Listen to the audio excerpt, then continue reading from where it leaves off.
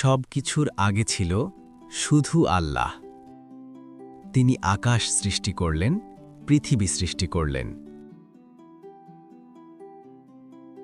তিনি ফেরেশতাদের সৃষ্টি করলেন, যারা শুধু তার ইবাদত করত। এক সময় আল্লাহ ঘোষণা দিলেন, আমি পৃথিবীতে একজন খলিফা সৃষ্টি করব। ফেরেশতারা অবাক হলেন।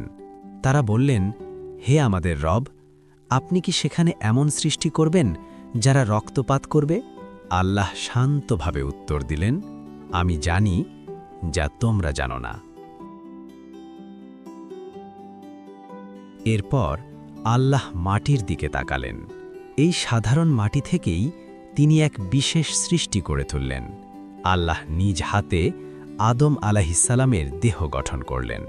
মাটির দেহটি তখনও নির্জীব ছিল। তারপর আল্লাহ তার মধ্যে রূহ ফুঁকে দিলেন।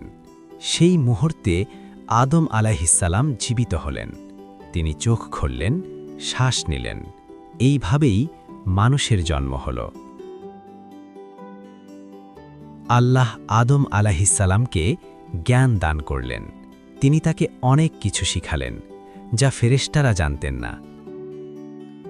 এরপর আল্লাহ আদেশ দিলেন, তোমরা সবাই আদমকে সিজদা করো। সব ফেরেশতা বিনীতভাবে সিজদায় লুটিয়ে পড়লেন, কিন্তু একজন অস্বীকার করল। সে ছিল ইবলিস, অহংকারে অন্ধ। এই অহংকারই শয়তানের পতনের শুরু।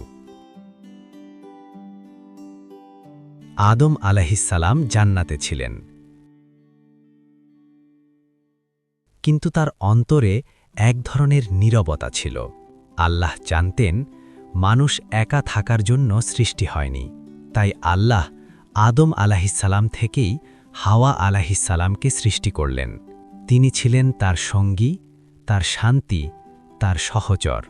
আদম আলাইহিসসালাম হাওয়া আলাইহিসসালামকে দেখে আল্লাহর কুদরতের সৌন্দর্য অনুভব করলেন। তারা একে অপরের জন্য ছিলেন রহমত ও নিরাপত্তা। এই সম্পর্ক ছিল পবিত্র, নিষ্কলুষ, অহংকারমুক্ত। এইভাবেই মানব সম্পর্কের সূচনা হল। আল্লাহ আদম ও হাওয়া আলাইহিসসালামকে জান্নাতে বসবাসের অনুমতি দিলেন।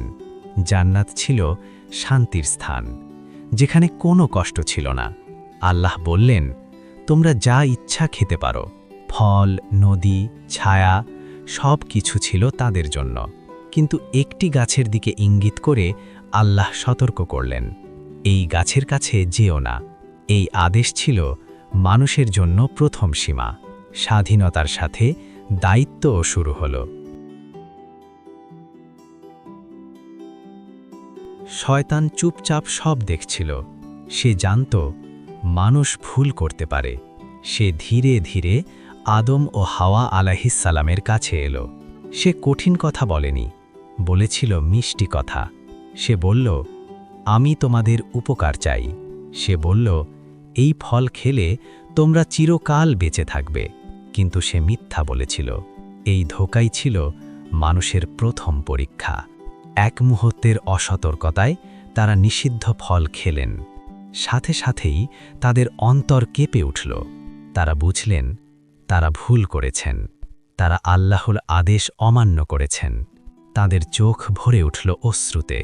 তারা মাথা নত করলেন। ভুলের ভারে তারা কেঁদে উঠলেন। এই কান্না ছিল আত্মার গভীর থেকে। তারা আল্লাহর দিকে ফিরে এলেন। ভাঙা কণ্ঠে তারা বললেন, হে আমাদের রব, আমরা নিজেদের ওপর জুলুম করেছি। আপনি যদি ক্ষমা না করেন, আমরা ক্ষতিগ্রস্ত হব। এই তওবা ছিল অভিনয়হীন। এই অনুশোচনা ছিল খাঁটি ও সত্য। আল্লাহ তাদের ডাক শুনলেন, কারণ তিনি পরম দয়ালু। আল্লাহ আদম ও হাওয়া আলাইহিসসালামের তওবা কবুল করলেন। তাদের ক্ষমা করলেন, তাদের প্রতি রহমত বর্ষণ করলেন। কিন্তু আল্লাহ বললেন, এখন তোমাদের পৃথিবীতে যেতে হবে, কারণ পরীক্ষা সেখানেই হবে। সেখানেই মানুষ শিখবে আনুগত্য এবং ভুলের পর ফিরে আসা। এইভাবেই পৃথিবীতে মানবজাতির যাত্রা শুরু হল। পৃথিবী হবে পরীক্ষার ময়দান। সেখানে থাকবে সুখ, থাকবে কষ্ট, সেখানে থাকবে শয়তানের ধোঁকা আর থাকবে আল্লাহর পথনির্দেশ। মানুষ ভুল করবে, কিন্তু তওবার দরজা সব সময় খোলা থাকবে। এই হলো মানুষের গল্প।